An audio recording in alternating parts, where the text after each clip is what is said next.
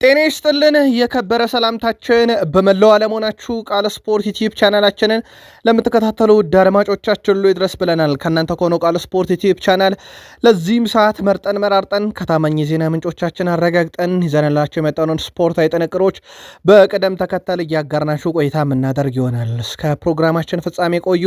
ላይክ፣ ሰብስክራይብ፣ ሼር ማድረግ ግን ዛሬም እንዳይረሳ ውድ ቤተሰቦቻችን። ዛሬ ግን የተነበራችሁ በርከት ያሉ ጨዋታዎች በአውሮፓ ዙሪያ ሲካሄዱ ነበረ።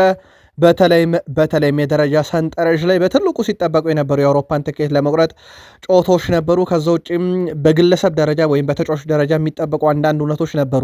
እናነሳችኋለን። የት እንደነበራችሁና ስሜታችሁን ጻፉልን። አስቀድመን የእግር ቤት ጉዳይ ይዘናል። በባርማዶ የመረጃ ሰዓታችን የባርሴሎናውን ተጫዋች በተመለከተ የአሰልጣኙን ጋዜጣዊ መግለጫ እንነግራችኋለን። በሪያል ማድሪድ በኩል ተጨማሪ የቡድን ዜናና ጆዜ ሞሪኖ ስለ ማድሪድ ያሉትን እንነግራችኋለን። ዛሬ በጣሊያን በርካታ ጨዋታዎች በትልቁ ይጠበቁ ነበር። አንድ በአንድ መረጃ ይዘንባችኋል። አብራችሁን ቆዩን። በተወዳጁ የእንግሊዝ ፕሪሚየር ሊግ የመረጃ ሰዓታችን ከሲቲ ጋር በተያያዘ ትልቅ መረጃ ሰምተናል፣ እናካፍላችኋለን። የቡድን ዜናን በቃል ስፖርት ዩቲዩብ ቻናል ለሲቲ ደጋፊዎች ተይዟል።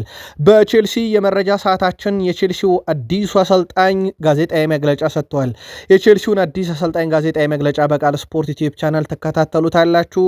ከሊቨርፑልም ጋር በተያያዘ ወደ ሊቨርፑል ይመጣሉ የተባሉ አሰልጣኝ ሳላ የቡድን መረጃም በቀዮቹ በሻምፒዮኖቹ ሊቨርፑል በኩል በቃል ስፖርት ዩቲዩብ ቻናል ተይዟል። የአርሰናሉ ተጫዋች በልምምድ ማዕከሉ ተገኝቷል። በአርሰናል በኩል የዝውውር ጉዳዮችን እናካፍላችኋለን የሚጠበቁ። ከዛ ውጪ ቡካዮ ሳካ፣ ሚኬል አርቴታ፣ ፖል ሜርሰን ካራገር በጣም ለየት ያሉ ሀሳቦችን አንስተዋል። በተለይም የካራገር ደግሞ ለየት ያለ ነው። በአርሰናል የመረጃ ሰዓት በቃል ስፖርት ዩቲዩብ ቻናል ከተያቱት ውስጥ ነው። በቡድን ዜና ዙቤሜንዲና ፔሮ ሄንካፔን የተመለከተም ጥንቅር ይዘናል። የዩናይትድ ደጋፊ ከክለቡ ድል ባልተናነሰ የሚጠብቀው አንድ ሁነት ሰምሮለታል። ግቧ ስትቆጠር ሁሉም የሮጡት ወደ ብሩኖ ሚጌል ፈርናንዴዝ ነበረ። አሲስቱ የሱ ነበረ። ግብ አስቆጣሪ ምቤሞ ነበረ። ማንቸስተር ዩናይትድ ከድሉ ባልተናነሰ የጠበቁት የብሩኖ ፈርናንዴዝ አሲስት ተገኝታለች። ባለቀም ሰዓት ብትሆነ ማለት ነው። ጉዳዩን በስፋት እንመለከተዋለን። ከዩናይትድ የኦልድ ትራፎርድ የመጨረሻ የዚህ ሲዝን ጨዋታ ጋር አያይዘን የዩናይትድ ድል ዩናይትድን ሶስተኛ ሆኖ እንደሚያጠናቅቅ ያረጋገጠበት፣ የዩናይትድ ድል ብሩኖን ያነገሰበት፣ የማንቸስተር ዩናይትድ ድል ካዝሜሮን ያሰናበተበት፣ የማንቸስተር ዩናይትድ ድል ካሪክ በክለቡ ሲቆዩ እርግጠኛ ቀጣይ ዓመት ምን ሊያሳዩ እንደሚችሉ ፍንጭ የሰጡበት ነው። ከአውሮፓ እግር ኳስ ማህበርም እንኳን ደህና መጣችሁ ተብሏል። በዩናይትድ የተረጋገጡ ሁለት ጉዳዮችን በሰበር እንነግራችኋለን። ከቆያችሁ ከኛ ጋር ነኝና ሌሎች ተጨማሪ መረጃዎችን ይዘናል። ቃል ስፖርት ዩቲዩብ ቻናል ላይ ናችሁ፣ ላይክ አድርጉ። የእናንተ አንድ ላይክ ለእኛ በብዙ ጠቃሚ ነው። መልካም ቆይታ። በድጋሚ የኢትዮጵያ ንግድ ባንክ ሴቶች ቡድን የ2018 የኢትዮጵያ ፕሪሚየር ሊግ ሻምፒዮን መሆናቸውን አረጋግጠዋል። ንግድ ባንክ ሴቶች ቡድን ኢትዮ ኤሌክትሪክን 2-0 በማሸነፍ ነው እንግዲህ ሻምፒዮንነታቸውን ያረጋገጡት። የማሸነፊያ ግቦችን ሙሹ ዳንኤልና ረድኤት አስረሳሃይ ነበሩ ከመረብ ያሳረፉት። ኢትዮጵያ ንግድ ባንክ ሴቶች ቡድን የኢትዮጵያ ሴቶች ፕሪሚየር ሊግን ለ9ኛ ጊዜ አሳክቷል። ቡድኑ በተከታታይ ለ6ኛ ጊዜ ኢትዮጵያ ፕሪሚየር ሊግን አሸናፊ ሆኗል። ኢትዮጵያ ንግድ ባንክ በቀጣይ ኢትዮጵያን በመወከል የአፍሪካ ሴቶች ሻምፒዮንስ ሊግ ሴካፋ ዞን ማጣሪያ ውድድር እንደሚሳተፉም ተረጋግጧል ማለት ነው። በወንዶቹ ፕሪሚየር ሊጉ እንዳለየ ይታወቃል። በሴቶቹ ግን ንግድ ባንኮች ለ6ኛ ጊዜ አጠቃላይ ደግሞ ለ9ኛ ጊዜ ሻምፒዮን ሆናል። ለኢትዮጵያ ንግድ ባንክ ሴቶች ስፖርት ክለብና ደጋፊዎች በሙሉ እንኳን ደስ ያላችሁ ብለናል ከቃል ስፖርት ዩቲዩብ ቻናል። የአውሮፓ መረጃ ሰዓታችንን ከባርሴሎናን ጀምር። የሃንሲ ፍሊክ ጋዜጣዊ መግለጫ እጃችን ደርሷል። ሃንሲ ፍሊክ ቀላል አይደለም ብለዋል። በሮቤርት ሌዋንዶስኪ ደረጃ የሚጫወት ተጫዋቾችን ማግኘት እሱ 20፣ 25 አልፎ አልፎም 30 ግቦችን በአንድ ሲዝን ሲያስቆጠር የምታዩት ተጫዋች ነው። በእግር ኳስ ህይወቱም ያደረጋቸው ነገሮች ፈጹም የተለዩ ናቸው። እንደ ሰው እሱን ማድነቅ ግድ ይለናል ብሏል። በርካታ ያጣቸው ነገሮች ሊኖሩ ይችላሉ፣ ግን ደግሞ ያሳካቸው ይበልጣሉ። የህይወት አንዱ ዑደት ቢሆንም ማግኘትና ማጣት፣ ግን ያሳካቸው ቀላል አይደሉም ብለዋል። እናም ተጫዋቹን በተመለከተ በቀጣይ አዲስ ክለብ ይቀላቀላል ተብሎ ይታሰባል። ግን እሱን መተካት ቀላል አይደለም ብለዋል። ሮቤርት ሌዋንዶስኪ ማለት በአውሮፓ ሻምፒዮንስ ሊግ ታሪክ 100 ሲደመር ግብ ያላቸው 3 ተጫዋቾች ውስጥ አንዱ ነው። ከሱ በላይ ሮናልዶ ሜሲ፣ ቀጥሎ ሮቤርት ሌዋንዶስኪ ይገኛል። ጆዜ ሞሪኒዮ ቀጣዩ የሪያል ማድሪድ አሰልጣኝ እንደሚሆኑ ቀናትና ሰዓታት የሚጠበቅላቸው ሰው ጆዜ ሞሪኒዮ ስለ ጁድ ቤሊንግሃም ይናገራሉ። ጁድ ቤሊንግሃም ግብ አስቆጥሮ እጆቹን ከፍቶ ደስታውን ይገልጻል። ይሄ ካራክተር ነው ይላሉ እሳቸው። አንድ ተጫዋች የሚገለጽበት በነገራችን ላይ አሮጋንስ አይደለም ይሄ፣ ወይም ደግሞ ራስን በጣም አጋኖ የማሳየት ጉዳይ አይደለም። እኔ እዚህ ያለሁት ይሄን ለማድረግ ነው አድርጌዋለሁ እያለ ነው ብለው መወድስ ማቅረብ ጀምሯል። የሪያል ማድሪድ መንበረ ስልጣናቸው ከፍሎሬንቲኖ ፔሬዝ ጋር በዚህ ሳምንት በሚደረጉ ውይይቶች ይወሰናል። ምንም ጥርጥር የለውም የጆዜ ሞሪኒዮ ሹመት ነገር የሚቀር አይመስልም። ዳርዳሩ እንደዛ ነው፣ ሁኔታዎችም እንደዛ ነው። ከቤኔፊካ የቀረበላቸውን ውል ለጊዜው ለመፈረም ፈቃደኛ እንዳልሆኑ እና እንዲዘገይ መጠየቃቸው ደግሞ ከዚሁ ጋር የተያዘ መሆኑም ይታወቃል። ዛሬ በጣሊያን በርከት ያሉ ጨዋታዎች በተመሳሳይ ሰዓት ልክ በኢትዮጵያን ሰዓት አቆጣጠር 7 ሰዓት ሲል ጀምሮ እየተካሄዱ ነበረ። በተመሳሳይ ሰዓት የሆኑበት ምክንያት የአውሮፓ ትኬት ለመቁረጥ የሚደረጉ መርሃ ግብሮች ስለነበሩ ነው። በጨዋታ ደረጃ የኢንተርን እናስቀድም። ሻምፒዮኖቹ ኢንተር ከሄላስ ቬሮና ጨዋታ አድርገው ነበረ። 1-1 በሆናቸው ውጤት ተጠናቀቀ። ላለመውረድ በሚደረግም ጥረት ላይ ከነበሩ ቡድኖች ውስጥ ነው። ለኢንተር ኢድማንዱሰን የሄላስ ቬሮና ተጫዋች በ47ኛው ደቂቃ ላይ ራሱ ላስቆጥሮ ኢንተር መራ። በኋላም ላይ የሄላስ ቬሮና ተጫዋች ቦዊ 91ኛው ደቂቃ ላይ ገባ አስቆጥሮ ጨዋታው 1-1 በሆነ አቻ ውጤት ተጠናቀቀ። ኢንተር አስቀድሞ ሻምፒዮንነቱን ያወጀ ነበርና በጨዋታው ላይ የማሸነፍ ግዴታ የማይጠበቅበትም ነበር። ለክብር ያደረጉት ፍልሚያ ነበር። ኢንተር ጨዋታውን 1-1 ጨርሷል። ይህ የ37ኛ ሳምንት ነው። ኢንተር ቀሪ አንድ ጨዋታ ይቀረዋል። በፔዥያ እና በናፖሊ መካከል የነበረውም ጨዋታ ሌላ በጣም በትልቁ ሲጠበቅ የነበረ መርሃ ግብር ነው። ይህም ጨዋታ ከሜዳ ውጭ የተጫወተው ናፖሊ 3-0 ድል ያደረገበት ነው። ስኮት ማክቶሚኔ 21ኛው ደቂቃ ላይ፣ ራሂማኒ 27ኛው ደቂቃ ላይ፣ ራስመስ ሆይሉንድ 92ኛው ደቂቃ ላይ ባስቆጠሯቸው 3 ግቦች ታግዞ ነው ናፖሊ ጨዋታውን 3-0 በሆነ ውጤት ድል ማድረግ የቻለው። ሌላኛው መርሃ ግብር በኤስ ሚላን እና በጄኖዋ መካከል የነበረ ጨዋታ ነው። እንግዳው ቡድን ኤስ ሚላን 2-1 በሆነ ውጤት ድል አድርጓል። የኤስ ሚላንን 2 የማሸነፊያ ግቦች ክሪስቶፈር ንኩንኩ 51ኛው ደቂቃ ላይ፣ አትኪማን 81ኛው ደቂቃ ላይ ሲያስቆጥር ለጄኖዋ ከሽንፈት ያልታደገች ግብ ሉካስ ቫስኬዝ ነበረ 87ኛው ደቂቃ ላይ ከመረብ አዋህዶላቸው እየነበረው። ሌላኛው መርሃ ግብር ሮማን ከላዚዮ አገናኘ የሮም ደርቢ ነበረ። ጨዋታው በሮማ 2-0 አሸናፊነት ተጠናቀቀ።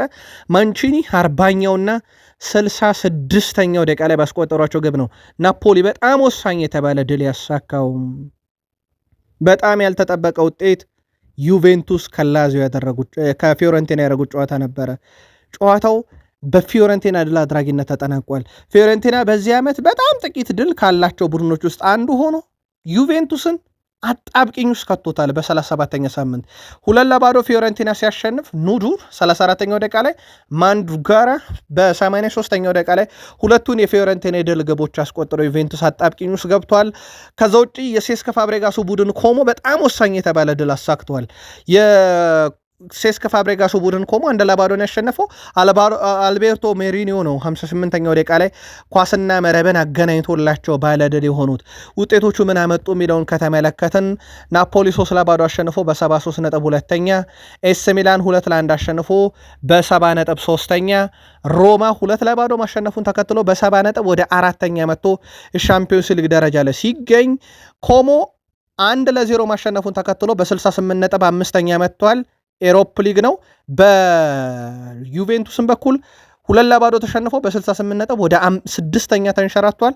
የመጨረሻ ሳምንት ጨዋታ በትልቁ ይጠበቃል።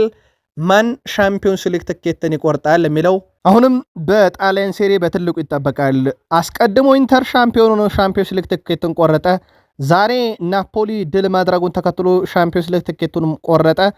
ቀሪ ቡድኖችን ደግሞ በ38ኛ ሳምንት የሚረጋገጡ ይሆናል። በነገራችን ላይ ሳውዲ ፕሮ ሊግ የዓመቱ ምርጥ ተጫዋች እጩም ሲደረግ 2 ተጫዋቾችን ያስመረጡት አልናስሮች ናቸው። ክርስቲያኖ ሮናልዶ፣ ጆዋ ፍሌክስ ከአልናስር ተመርጧል። ከዛ ውጪ ሮበን ኖቬስ፣ ኢቫን ቶኒ እና ጆን ኩናንሴ በዝርዝር ውስጥ የተካተቱ ተጫዋቾች ናቸው። ምናልባት በዓመቱ መጨረሻ በርካታ የግብ ባለቤት የሆኑት ሮናልዶ እና ፍሌክስ በትልቁ ይጠበቃሉ። ሮበን ኔቬዝም ግን ቀላል ሲዝን አይደለም በሳውዲ ሊግ ያሳለፈው። ቃል ስፖርት ዩቲዩብ ቻናል ለእናንተ ውድ አድማጮቻችን ለሰዓቱ መርጠን ያሰናዳናቸውን ስፖርታዊ ጥንቅሮች በቅደም ተከተል እያጋራናችሁ እንገኛለን። ከተወዳጁ የእንግሊዝ ፕሪሚየር ሊግ ብቻ ወዳገኘናቸው አጫጭር ስፖርታዊ ጥንቅሮቻችን እንሻገር። በፕሪሚየር ሊግ ቆይታችን ላይክ፣ ሰብስክራይብ እና ሼር እያደረጋችሁን አብራችሁን ቆዩን። ፔፕ ጋርዲዮላ በቀጣይ የሲቲ ቆይቴ እርግጥ ነው ቢሉም እሳቸው የሲቲ ቅርብ የተባሉ ምንጮችን ዋቢ በማድረግ በርከት ያሉ የዜና ምንጮች የሊጉ ዋንጫ ፉክክር እልባት እስካላገኘ ድረስ ጋርዲዮላ ስንበታቸው እውን ስለማይደረግ ያንን እየተቆጣጠሩ ነው፣ በተለይም የዋንጫ ጉዞ ላይ ጫና ስለሚያሳድር የሚሉ መረጃዎች ዛሬ በስፋት በድጋሚ መውጣት ጀምረዋል። እሳቸው ትላንትና ነው የተቃወሙት። በፍጹም አልለቅም፣ ቀጣይም ዓመት እዚህ እመጣለሁ ብለው ነበረ ወደ ዌምብሌ፣ እንደውም ከቼልሲ ድል በኋላ ማለት ነው። ግን በርካቶች የለም የእሳቸው ውሳኔ የከረመ የተወሰነ የተረጋገጠ ነውና የቀጣዩ መንበረ ስልጣናቸውን ተረካቢ የሚሆኑት የቀድሞ የቼልሲው አለቃ ማሬስካ ናቸው። ይሄ ያለቀለት ጉዳይ ነው። የፕሪሚየር ሊግ ዋንጫ እልባት ባገኙ ሰዓታት ውስጥ ይሄ ነገር ይወሰናል ብለዋል እና የጋርዲዮላ መልቀቅ በሚዲያው ዘንድ ይለቃሉ። እሳቸው ማን ያለው ኮንትራቴ ሳያልቅ የሚለው ውዝግብ አሁንም እንደቀጠለ ነው። ቃል ስፖርት ዩቲዩብ ቻናል ጉዳዩን ከስር እየተከታተለን ግን የምናጠራው ይሆናል። ፔፕ ጋርዲዮላ የእንግሊዝ ፕሪሚየር ሊግ ባለፉት 10 ዓመታት የተቆጣጠሩበት መንገድ ፍጹም አስደናቂ ነው። ያው በሲቲ ቢለቁ ይሄ በሲቲ እግር ኳስ ታሪክ ውስጥ አሁንም ቢሆን በጣም በደማቅ ቀለም የተጻፈ ታሪክ ትተው ነው የሚሄዱት። ይህ ምንም ጥያቄ የለውም። 2018-19 ላይ ኤፍኤ ካፕ እና ካራቦ ካፕን አንስተው ነበረ። ዘንድሮ 2025-26 ላይ ያንን ደግመውታል። ብቸኛው አሰልጣኝ ናቸው በነገራችን ላይ ይህንን ያደረጉ ለሁለተኛ ጊዜ ያደረጉ ማለት ነው። ከዛ በተጨማሪ ካራቦ ካፕንም ኤፍኤ ካፕንም በአንድ ሲዝን ያነሱ 2 ግብ ጠባቂዎች አሉ። ይሄም ኤደርሰን ሞራይስ 2018-19 ላይ፣ አሁን ደግሞ ጄምስ ትራፎርድ ሁለቱም ዋንጫዎች እንዲሳኩ ያደረገ ሁለቱንም ዋንጫዎች ያሳካ ነው። በሁለቱም ጨዋታ በነገራችን ላይ እንዳልተሸነፈው ይታወቃል። የሲቲ ጉዞ በካራባው ካፑም በኤፍኤ ካፑም ዘንድሮ ማለት ነው በጣም ድንቅ ጊዜን ያሳልፈዋል። ትልቁ ሲቲ ቤት ጥያቄ ከተነሳ አሁን የፕሪሚየር ሊግ ዋንጫን በተመለከተና የጋርዲዮላን ቆይታ በተመለከተ ነው። ተጨማሪ ጥንቅሮች እንዳልኳችሁ በቃል ስፖርት ዩቲዩብ ቻናል ለእናንተ ውድ አድማጮቻችን በተከታታይ መረጃ የምናሰራጭ ይሆናል። ላይክ፣ ሰብስክራይብ፣ ሼር አድርጉን። ሲቲዝኖችም ቤተሰብነታችሁን ላይክ እያረጋችሁ አጠናክሩ ብለናል። የቼልሲው አለቃ ጋዜጣዊ መግለጫ ሰጥተዋል። ውድ ቤተሰቦቻችን የምዕራብ ለንደኑ ክለብ ቼልሲ አሰልጣኝ ዣቪ አሎንሶን አዲሱ አሰልጣኝ አድርጎ ኃላፊ መቅጠሩን በቃል ስፖርት ዩቲዩብ ቻናል በማለዳው ጥንቅር ነግረናችሁ ነበረ። ስፔን አሰልጣኝ ዣቪ አሎንሶ ለሚቀጥሉት 4 ዓመት ነው የሚቆዩት። በነገራችን ላይ ቼልሲ ቤት አንድ ማሻሻያ አይተናል። ሊያም ሮዛኔር ከ6 ዓመት በላይ ኮንትራትን የተሰጣቸው 6 ወር ሳይሞላን የተሰናበቱት። አሁን ለዣቪ አሎንሶ ከ4 ዓመት በላይ አልሰጡም። ዣቪ አሎንሶ ከፊርማውን በኋላ ቼልሲ ከዓለም ምርጥ ክለቦች አንዱ ነው፣ የዚህ ታሪካዊ ክለብ አሰልጣኝ መሆኔም ኮርቻለሁ እያሉ ነው። ምናልባት የቃል ስፖርት ዩቲዩብ ቻናል የቼልሲ ደጋፊዎች ስለ ስፔን አሰልጣኝ ዣቪ አሎንሶ ሹመት መልከታችሁን በሀሳብ መስጫ ሳጥናችን ላይ ልታጋሩ ትችላላችሁ። እሳቸው በዋንጫ ፉክክሩ ላይ በደንብ እንሳተፋለን ብለዋል። ከክለቡ ባለቤቶች ጋር በነበራቸውም ንግግር ወቅት ተመሳሳይ ፍላጎት እንዳላቸው ጠቅሰው በዘላቂነት በትልቅ ደረጃ የሚፎካከርና ዋንጫ የሚፋለም ቡድን መገንባት እንደሚፈልጉ ተናግረዋል። ቡድኑ ውስጥ አስደናቂ ተሰጥኦ አቅም አለ ያሉት አሎንሶ ይህንን መምራት ለእኔ ትልቅ ክብር ነው ብለዋል። ትኩረታችን ጠንካራ ስራ፣ ትክክለኛ ማንነት ያለው ቼልሲን መገንባትና ዋንጫ ማሸነፍ ነው እያሉ ነው። የቃል ስፖርት ዩቲዩብ ቻናል የቼልሲ ደጋፊዎች ዣቪ አሎንሶ ይህን የማድረግ አቅም አላቸውን? ጻፉልን። ለመሆኑ ዣቪ አሎንሶ ስማቸው ከሊቨርፑል ጋር ሲያዝ አዲስ አይደለም፣ የከረመ ነው። ግን ሊቨርፑል ባለቤቶች በሳቸው ላይ አንድ የከፋቸው ጉዳይ ወይም ዣቪ አሎንሶ የሊቨርፑል ሰዎችን አስከፍቷል የተባለበት ቀን ግን አለ። ልክ ክሎፕ ከሊቨርፑል እንደሚለቁ ሲረጋገጥ እሳቸው መንበረ ስልጣናቸው በባየር ሌቨርኩሰን አጽንተው የሊቨርፑልን ጥያቄ ችላ ያሉ የማድሪድን ጥያቄ የጠበቁና ሲመጣ ጠብቀው ወደዛ ሄዱ ነበረ። ሊቨርፑሎች በዛ ሰዓት ታዲያ አርኔ ስሎትን አመጡና የቡድናቸው አሰልጣኝ ያደረጉ። በአርኔ ስሎት በኩል ያው ተሳክቷል። በመጡበት ዓመት ዋንጫ አንስተዋል። ዣቪ አሎንሶ ግን ወደ ሪያል ማድሪድ ሄደው ምን እንደገጠማቸው ይታወቃል። ምንም ጥርጥር የለውም።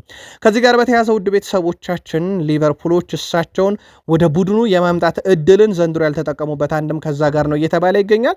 ከዛ ውጭ ግን በሊቨርፑል አሰልጣኝነት ስራ ላይ በተያያዘ የፌኖርዱ ምክትል አሰልጣኝ ኢተን ሬነር ክለቡን እንደሚለቁ ተረጋግጧል። በቀጣይ የሚጠበቁትም የአርኔ ስሎት የአሰልጣኝ ስታፍ አባላትን ይቀላቀላሉ ተብሎ ነው። ጉዳዩን እያጣራ ነው። በቃል ስፖርት ዩቲዩብ ቻናል ለሊቨርፑል እናደርሳለን። በዚህ ውድድር ዓመት በሁሉም ውድድሮች ሳላ ቋሚ ሆኖ ሲጀምርና ሳይጀምር ብዙ ልዩነት አለ። በነገራችን ላይ ለአብነት ያክል ከሳላ ጋር ሲሆን ቡድኑ በዚህ ዓመት 61 በመቶ ድል ያደርጋል። ያለ ሳላ 35 በመቶ ብቻ ነው ድል እያደረገ ያለው። ያ ማለት ሳላ ሲኖር ዘንድሮ ሊቨርፑል መጥፎ ነው፣ ሳላም አቋሙ ወርዷል እየተባለም ሳላ ሲኖር ሊቨርፑል የተሻለ የማሸነፍ ንጻሪ ያለው የመጨረሻ ጨዋታው ይጠበቃል። እንግዲህ ከሊቨርፑል ጋር ይሰናበታል በመጨረሻው በ38ኛ ሳምንት መርሃ ግብር ላይ ሳላ እንዴት ይተካል እንደ ቡድን በግለሰብ የሚለውን ግን ሊቨርፑሎች በትልቁ እየሰሩበት ያለ ጉዳይ ነው። እንደ አጠቃላይ የድል ጉዞን ካነሳል ሊቨርፑል ባለፉት 10 ጨዋታ 4 ድል 1 ሽንፈት ገጥሞታል። የአውሮፓ ሻምፒዮንስ ሊግ ትኬት መቁረጣቸውን እንዳላረጋገጡም ይታወቃል። ሊቨርፑል በ38ኛ ሳምንት ትልቅ የቤት ስራ ይጠብቀዋል። ቀጣይ ዓመት ደግሞ ያለ ሳላ እንደሚጫወት ይታወቃል። ዛሬ በአርሰናል ልምምድ ማዕከል አንድ ሰው አይተናል። ውድ ቤተሰቦቻችን ከበርንሌ ጨዋታ በፊት ቲምበርን አይተነዋል። እንዳልኳችሁ በቃል ስፖርት ዩቲዩብ ቻናል በማለዳው ጥንቅራችን ቲምበር በጨዋታው ይገኝ አይገኝ የሚኬል አርቴታና የሕክምና ቡድን አባላት ውሳኔ ይሆናል። በጣም ጥንቃቄ የተሞላበት ውሳኔ ግን ይወስናሉ ተብሎ ይጠበቃል። ምናልባት ቲምበርን በጨዋታው አለመጠቀም ለአርሰናል በጣም የሚያዋጣው መፍትሄ ሊሆን ይችላል። ምክንያቱም ቲምበር ይሄ አርሰናል አደጋ ውስጥ ካልሆነ በስተቀር ተጫዋቹ ከጉዳት እንደመምጣቱ የአርሰናል ቲም አደጋ ውስጥ እስካልገባ ድረስ እሱን ከመጠቀም ይልቅ ሞር በጣም ኢምፖርታንት በሆኑት የ38ኛ ሳምንት ሊጉን ዋንጫ ካላረጋገጡበትና የሻምፒዮንስ ሊግ ፍጻሜ ጨዋታ ላይ ይጠቀሙታል ተብሎ ይታሰባል። ግን እንዳልኳቸው ነው የበርንሌ ጨዋታ በራሱ አደጋ የሚፈጥር ከሆነ ሚኬል አርቴታ ቀይረው ሊያጫውቱት ይችላሉ። ግን የመጨረሻ ውሳኔያቸውን እየጠበቅን ነው። በልምምድ ማዕከሉ ግን ተመልክተነዋል። አርሰናል በዚህ ክረምት በዝውውር መስኮቱ ላይ እንግዲህ ከአንድ ወር በታች ይቀረዋል። በነገራችን ላይ የዝውውር መስኮቱ ሊከፈት የክረምት የዝውውር መስኮት ያው ከዓለም ዋንጫ ጎን ለጎን የዝውውር መስኮቱ ሰፊ ሽፋን በቃል ስፖርት ዩቲዩብ ቻናል ከወዲሁ እንደምንሰጠው እነግራችኋለን። ያው የዓለም ዋንጫ አብዛኛው የሌሊት ጨዋታዎች ናቸው። የቀን መረጃዎቻችን ትኩረት ዝውውር ላይ ይሆናሉ ማለት ነው። በዛን ወቅት ላይ ያው የሌሊት ጨዋታ ይበዛል ላቲን ስለሆነ። ከአርሰናል ጋር በተያያዘ አርሰናል የዝውውር መስኮቱ ሲከፈት ወደ ቡድኑ እንዲመጡ ከሚፈልጓቸው ተጫዋቾች አንዱ ብራድሊ ባርኮላ ይገኛል። ግን አሁንም በፓሪስ ሰን ዠርሜን በኩል ተጫዋቹን የመልቀቅ ምንም ፍላጎት እንደሌለ ነው ይፋ እየተደረገ የሚገኘው። ሌላው ከአርሰናል በውሰት በመልቀቅ እየተጫወተ የሚገኘው ፋቪዮ ቬራን በዚሁ የዝውውር ጉዳይ ካነሳን ለሃምቡርግ 7 ጎል 5 አሲስት አለው። ምናልባት ቀጣይ አርሰናል ሸጦ ተጫዋቾችን ገንዘብ አምጥቶ የክለቡን የፋይናንስ ጤንነት ጠብቆ ተጫዋች ለማስፈረም በሚያደርገው ጥረት ላይ ፋቪዮ ቬራ በጥሩ ሁኔታ የሚሸጥ ተጫዋች አይነት ብቃትን እያሳየ ነው። ቡካዮ ሳካ ሚኬል አርቴታ በጣም አስገራሚ ሀሳቦች ያሉት አሰልጣኝ ነው።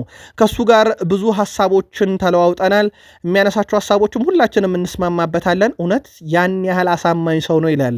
ከኔ ጋር እንደ ሰው በጥሩ ሁኔታ ይገናኛል፣ ወይም ይሄ እግር ኳሳዊ ባልሆኑ ጉዳዮች ላይም ጥሩ ግንኙነት አለኝ። እኔም እንደ ቤተሰብ ነው የምመለከተው እሱን። ትልቅ ግንኙነት አለን ብሏል። ሚኬል አርቴታ ደግሞ ይቀጥላሉ። እሳቸው ትልቅ ጉልበት ፈጥረናል፣ ትልቅ ትስስር ፈጥረናል እያሉ ነው።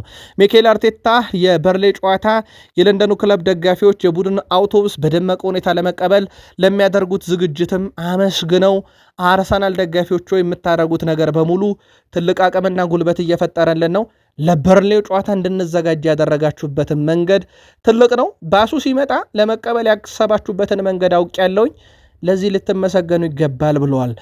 አርሰናል ከ22 ዓመት በኋላ ዋንጫ ያነሳ ዘንድ በርሊን ድል አድርጎ ማክሰኞ ሲቲ ነጥብ የሚጥልለት ከሆነ ሻምፒዮን እንደሚሆን ይታወቃል። ፖል ሜርሰን አርሰናል በሰኞ ምሽቱ የበርንሌ ጨዋታ ላይ 3 ወይም 4 ጎል አግብቶ ያሸንፋል እላለሁ፣ ግን አርሰናል 2 እስኪያገባ ድረስ ጭንቅ በጭንቅ ነው የምንሆነው እያለ ይገኛል። አርሰናል በርንሌን እና ፓላስን የሚያሸንፍበት የሚያሸንፍበት ምንም የማያሸንፍበት ምንም ምክንያት የለም። ሁለቱንም ድል ያደርጋል። ምናልባት ማክሰኞ ማታ ሁሉ ነገርም ሊጠናቀቅ ይችላል እያሉ ነው እሳቸው። በተለይም ሲቲ ነጥብ የሚጥል ከሆነ ያው እንደሚጠናቀቅ ይታወቃል ፕሪሚየር ሊጉና ማክሰኞም ሊያልቅ ይችላል እያሉ ነው ፖል ሜርሰን። አርሰናል ይህንን የማድረግ አቅሙን ሰኞ በራሱ ተወጥቶ ነው ግን ማክሰኞ ነው የሚጠብቀው። ካራገር ግን ይላል እመኑኝ በእንግሊዝ ፕሪሚየር ሊግ ውስጥ አርሰናል ሻምፒዮን እንዳይሆን የማይደረግ ጥረት የለም ይላልና አንድም ሰው በፕሪሚየር ሊግ ያለ 19ኙም ክለቦች አርሰናል ዋንጫ እንዲበላ አይፈልጉም። ስለዚህ ሲቲ ብቻ አይደለም የአርሰናል ፈተና፣ ቀሪዎቹ ቡድኖችም እንዳጠቃላይ ሲቲን ጨምሮ 19ኙም ቡድኖች አርሰናልን ዋንጫ የመንጠቅ ዘመቻ ነው የያዙት የሚለው ካራገር አርሰናል ዋንጫ እንዳይበላ ሁሉም ጥረት ያደርጋል። ስለዚህ በርንሌም ፓላስም አርሰናል ዋንጫ እንዳይበላ ነው የሚጫወቱት ብሏል። ግን ሚዲያው ላይ ያለው ጫና ብዙዎች ተነጋግረውበታል። አርሰናል ላይ ያለ ጥላቻ በጣም ከፍ ያለ ነው የሚል ካራገር ደግሞ ጥላቻው በዓለም ዙሪያ ብቻ ሳይሆን 19ኙም ክለቦች አርሰናል ዋንጫ እንዳይበላ እየሰሩ ነው በሚል ምልከታውን አጋርቷል። የቃል ስፖርት ዩቲዩብ ቻናል ቤተሰቦች የእናንተን ምልከታ በሀሳብ መስጫ ሳጥናችን ላይ ጻፉልን። ማርቲን ዙቤሜንዲ ደግሞ በጣም ረጅም የውድድር ዘመን ነበር፣ ትልቅ ነገር ለማሳካት ተቃርበናል፣ እናም ይህን ስኬት ለማክበር እየጠበቅን ነው፣ ሙሉ ለንደን ቀይ ትለብሳለች ብዬ ተስፋ አደርጋለሁ ሲል ፔሮ ሄንካፔ በግሌ በመጀመሪያ የውድድር ዓመት ዋንጫ ማሳካት ለእኔ ወሳኝ ነው፣ ትልቅ ደስታን ይፈጥራል፣ ለዚህም ተዘጋጅተናል፣ በመድረሻ ክፍል ውስጥም በጣም አስደናቂ ድባብ አለ፣ በእርግጥ አሁንም ብዙ ደስታ አለ፣ እናም መጫወታችንን እንቀጥላለን፣ በእያንዳንዱ ጨዋታ ላይ ጉጉት አለ፣ ቡድኑ ሙሉ የውድድር ዓመቱን በድል ለማጠናቀቅ ቀሪ ጨዋታዎች ላይ በንቃት መሳተፍ አለብን ብሏል።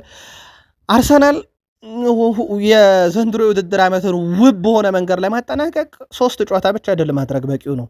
በእርግጥ የፕሪሚየር ሊግ ሁለቱን ጨዋታ ደግሞ ከተውናቸው የሲቲ ላይ ውጤት ላይ መመርኮስ ስለሚችሉ ድሎቹ የግዴታ ማስፈላጊ ስላልሆኑ ሲቲ ነጥብ የሚጥል ከሆነ እነሱ የምትዋቸው አንድ የአውሮፓ ሻምፒዮንስ ሊግ መሰረታዊ ድልና ፕሪሚየር ሊጉ ላይ 2 ሳምንት ጉዞ በትልቁ ይጠበቃሉ።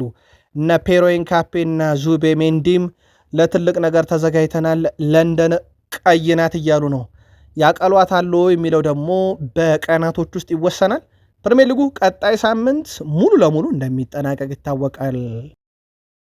በተወዳጁ የእንግሊዝ ፕሪሚየር ሊግ 37ኛ ሳምንት መርሃ ግብር ማንቸስተር ዩናይትድ የውድድር ዓመቱን የኦልድ ትራፎርድ የመጨረሻ ጨዋታ ድል ሲያደርግ ከድል በላይ የሚጠበቅ ከድል ባልተናነሰም የሚጠበቅ አንድ ትልቅ ጉዳይ ነበረ። ብሩኖ አሲስት ያደርጋል አያደርግም? የዩናይትድ ደጋፊዎች ብቻ አይደሉም ውድ ቤተሰቦቻችን፣ የማንቸስተር ዩናይትድ ተጫዋቾች የብሩኖን አሲስት እንዴት ሲጠብቁት እንደነበረ ልክ ብራያን ቤሞ ግቧን ሲያስቆጥር የነበረው ፈንጠዝያ አይደለም አጥቂዎቹን ሴን ላመንስን ከግብ ጠባቂነት ቦታ አምጥቶ ያስፈነጠዘ ነበረ። ብሩኖ አሲስት ሲያደርግ ደስታው ወደር አልነበረም። በኦልድ ትራፎርድ እንዳልኳችሁ ነው። ሴን ላመንስ ግቡን ጥሎ ደስታ ሊካፈል መጥቷል። የዩናይትድ ድል የተለየ ተአምር በፕሪሚየር ሊጉ እንደማይፈጥር እየታወቀም ግቦቹን ዩናይትድ 3-2 ኖቲንግሃም ፎረስትን ሲያሸንፍ ሉክ ሾ 5ኛው ደቂቃ ላይ፣ ማቲያስ ኩኛ 55ኛው ደቂቃ ላይ፣ ብራያን ቤሞ 76ኛው ደቂቃ ላይ ሲያስቆጥር ለኖቲንግሃም ፎረስት ሞራቱ 53ኛው፣ ሞርጋን ጊብስ ዋይት 78ኛው ደቂቃ ነበር ያስቆጠሩት። ዩናይትድ ጨዋታውን 3-2 በሆነ ውጤት ድል አድርጓል። ዩናይትድ በ68 ነጥቦች 3ኛ ደረጃን ይዞ ማጠናቀቁን በፕሪሚየር ሊጉ ሲያረጋግጥ፣ በእርግጥ ነጥቡን ማሻሻል ይችላል፣ ግን 3ኝነቱን አረጋግጧል። ቀጣይ ወደ አሜክስ አቅንቶ ዩናይትድ በ38ኛ ሳምንት ብራይተንን ሲገጥም እሁድ ኖቲንግሃም ፎረስት ከበርንማውዝ ጨዋታቸውን የሚያደርጉ ይሆናል። ብሩኖ ላይ እንመለስ። ብሩኖ ሚጌል ፈርናንዴዝ ብራያን ቤሞ ያስቆጠራትን ግብ አመቻችቶ አቀበለ። ፖርቱጋል አማካኝ በዚህች አሲስቱ ምክንያት በውድድር ዓመቱ 20ኛ አሲስቱ ሆናለታለች። በዚህም የቴሪ ዳንኤል ሆነሪ እና የኬቨን ደብሮይና ተይዞ የነበረውን በአንድ ዓመት ብዙ ለግብ ኳሶች አመቻችቶ ማቀበል ሪከርድ ተጋርቷል። ፈርናንዴዝ ሪከርዱን ለመስበር ቀጣይ ሳምንት አሜክስ ላይ አንድ አሲስት በቂው ነው። አሁን ግን ታሪካዊን አሲስት ብሩኖ ሚጌል ፈርናንዴዝ በዛሬው ዕለት መጋራት ችሏል። ከሁሉም በላይ እኔ የምፈልገው ዋንጫ ማሸነፍ ነው ይላል ብሩኖ።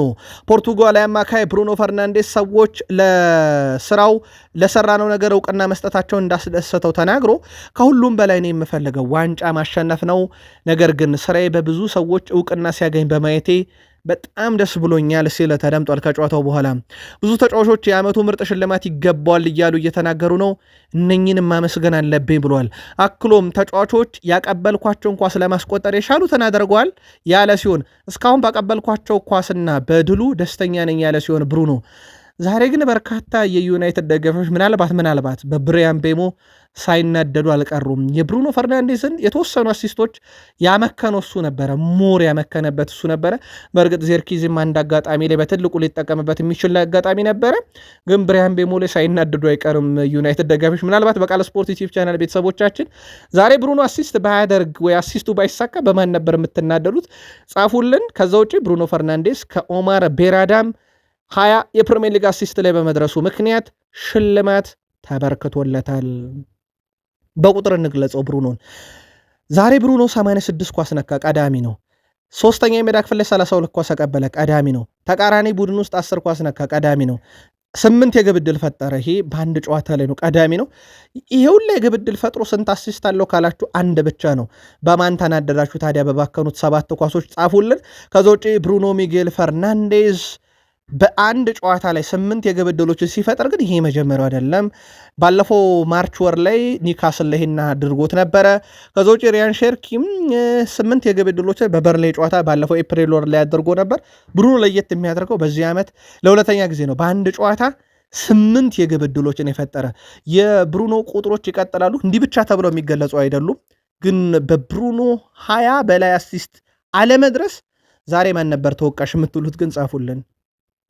ካዜሜሮ ዛሬ ስንብት አድርጓል። ካዜሜሮ ማልቀስ የጀመረው ውድ ቤተሰቦቻችን 80ኛው ደቂቃ ላይ ነበረ። ተቀይሮ ሲወጣ የኦልትራፎርድ ደጋፊ ቆሞ ያጨበጨበለት፣ እሱም ስንብቱን በእንባ ነበር ያሳየው። ብራዚላዊ አማካይ ከጨዋታው መጠናቀቅ በኋላ ግን ማይኩን ጨብጦ በኦልትራፎርድ ለታደሙ ደጋፊዎችና ለዩናይትድን መልእክት አስተላልፏል። ሁላችሁንም አመሰግናለሁ ብሏል። በስንብቱ የዚህ ክለብ ምርጡ ነገር አስደናቂ ደጋፊ ናችሁ እናንተ ያለው ካዜሜሮ እናንተ በዓለም ላይ ካየኋቸው ደጋፊዎች ሁሉ ምርጥ ናችሁ ብሏቸዋል። ካዜሜሮ በኦልድ ትራፎርድ ስቴዲየም የማንቸስተር ዩናይትድ የመጨረሻ ጨዋታውን አድርጎ ደጋፊዎቹንም በይፋ ተሰናብቷል። ማንቸስተር ዩናይትድ ከብራይተን ጋር በአሜክስ ስቴዲየም ቀጣይ ሳምንት 38ኛ ሳምንት መርሃ ግብር ደግሞ በዩናይትድ መለያ የመጨረሻ ጨዋታ ይሆናል። በቀጣይ ከዚህ የተሻሉ ነገሮች እንደሚመጡ ተስፋ አለኝ ብሏል የዩናይትዱ አሰልጣኝ ካሪክ። የማንቸስተር ዩናይትድ አሰልጣኝ ማይከል ካሪክ በኦልድ ትራፎርድ ስቴዲየም ለደጋፊው ከጨዋታው መጠናቀቅ በኋላ የስንብት መልእክት አስተላልፏል። የዚህን ዓመቱ በጥሩ ሁኔታ ሊያልቅ መቃረቡን የገለጹት ማይከል ካሪክ ኦልድ ትራፎርድ የተለየ ምትሃት አለው ሲሉ ተደምጧል። በዚህ ውድድር ዓመት ሁላችንም ዘና እንዳላችሁ ተስፋ አደርጋለሁ ያሉት እሳቸው አክለውም በዚህ ዓመት አስደናቂ አጋጣሚዎች ነበሩ፣ በቀጣይ ደግሞ በጣም የበለጠ ነገር እንደሚኖር ተስፋ አደርጋለሁ ብለዋል። እሳቸው በ4 ወር ውስጥ ቡድኑን ከውጥንቅጥ አውጥተው ሻምፒዮንስ ሊግ በሚባል መድረክ እንዲሳተፍ በፕሪሚየር ሊጉም ዘንድሮ ደግሞ የት ሆኖ ሊያጠናቅቅ ይሆናል ተብሎ የተሰጋውን ዩናይትድን 3ኛ ሆኖ እንደሚያጠናቅቅ እንዲያረጋግጥ አደረገውታል። በዚህ መሰረቱ ውድ ቤተሰቦቻችን የአውሮፓ እግር ኳስ ማህበር ወይም የዩኤፋ ፕሬዚዳንት አሌክሳንደር ሴፌሪን ዩናይትዳውያን ሆይ እንኳን ደህና መጣችሁ፣ ያለ እናንተ ሻምፒዮንስ ሊግ ቀዝቅዞ የደጋፊዎችም ቁጥር ቀንሶ ነበረና ዩናይትድ ተናፍቃችኋል ብለው በማህበራዊ ትስስር ገጻቸው ላይ እንኳን ደህና መጣችሁ መልእክት አስተላልፈዋል። በጨዋታው በጣም ለውዝግብ ያስነሳው አንድ ነገር ወይም ጨዋታው ላይ ውዝግብ ፈጥሮ የነበረው የብሪያን ቤሞ ግብ ነው። ይቺ የብሪያን ቤሞ ግብ በእጅ ተነክታለች ነበረ።